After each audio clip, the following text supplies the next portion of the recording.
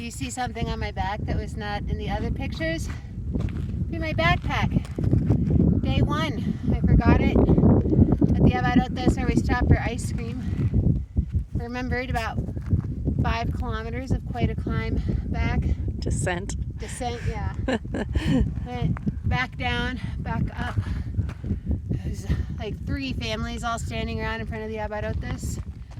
And there was my backpack, just sitting right where I'd left it.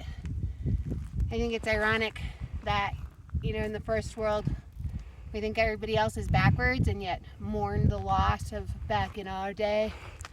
But it's like, straight up, if you're looking for that like Old West honor and hospitality and integrity, that's been a lot of Mexico for me.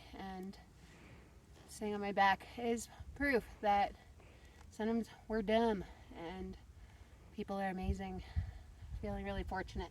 Me too. Yay! And you get your more muscle workout. Yeah! Can you see day 1 at the calves yet? Oh yeah, look at those. Oh yeah. Oh yeah. Oh, they hurt. Let's go wash our crotches.